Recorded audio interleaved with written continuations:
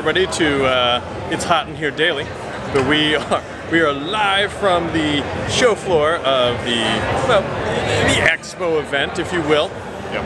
And so, a couple big things here, Paul.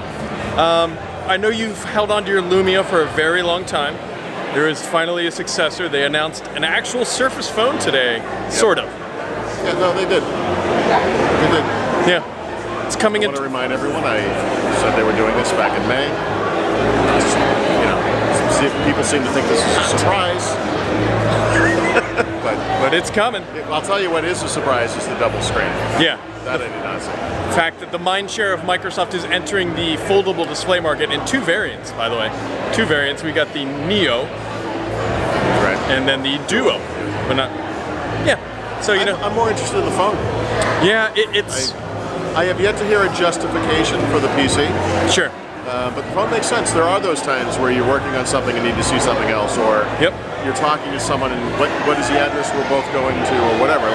It's good. Yeah, it's easier to justify the phone. That is by far. The Neo is interesting, primarily because of the OS that it is running. It's running Windows 10 X, which, don't be confused, will not run on the Surface Pro X Microsoft. Right. But because it basically compartmentalizes the Win32 API, meaning you can run Win32 applications on it. Oh, Microsoft. Don't ever change. Yeah. So we've got all that. Then we've got the Surface Pro 7, no major updates there. We've got the Surface... One of the things that actually was kind of interesting about it, we've talked, why do these things come out on such a slow cadence, right? Yep. They just mentioned they were waiting on the Intel stuff for the Ice Lake generation chips. Smaller die size, better performance, 2x across the board. That's why. They were literally waiting for not exponential, but this kind of big push so that it was a meaningful upgrade. So, it makes sense. And then on the laptop side, the 15-inch, which we had known is running the AMD chip, is actually running a Zen 2 Plus mobile chip. It is not Zen 3. 2.5. Yeah. It's a custom-ish chip from Microsoft, along with the other custom-ish, and I say ish, chip for the Surface Pro X. It's custom adjacent. Yes, it's nearby. Microsoft put some work in with AMD to get a chip that fit their need.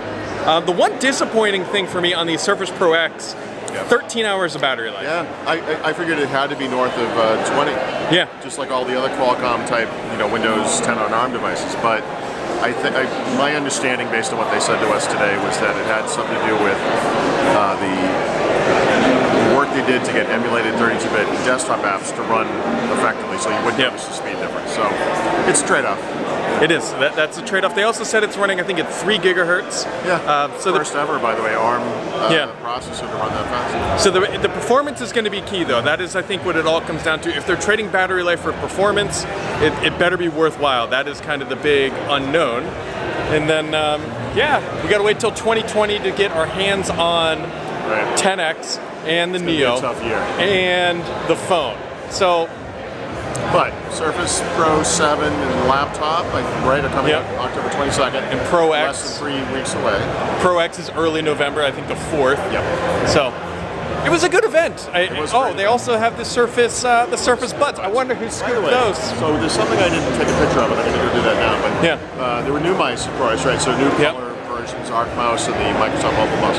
But there's also a new Bluetooth keyboard. Yep. And it's a non-ergonomic, giant mess. But it has 2 unique new keys on it. And one of them is an Office key, which maybe is the source of that rumor about maybe there being an Office keyboard. Yeah, very well could be. Yeah. So there's a lot of stuff. I got to try the new Surface Buds. To be honest, it's really hard to try them here because it is really loud. But they work. They fit in my ear. They're not. I'm not sold on the design, and at $249, they're not cheap. Yeah, they're not cheap. So that's very expensive, unfortunately. Yeah. Most buds are $100, $129 somewhere. Yeah. So you gotta love those PowerPoint functionalities and Office integration to really make it worthwhile. Yeah, if you wanted to flick your ear to make the presentation go, you've got it. Yep.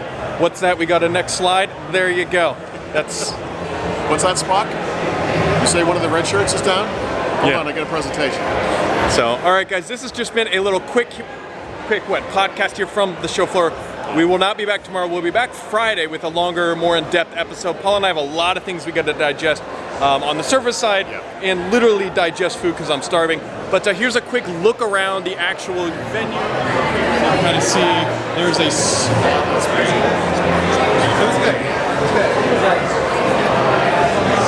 everything that they've got going on. Bunch of non-pressed goons. And over here we have the zoo. And right back to the surface funeral flowers. So that wraps it up, guys. We'll catch all of you right back here next time.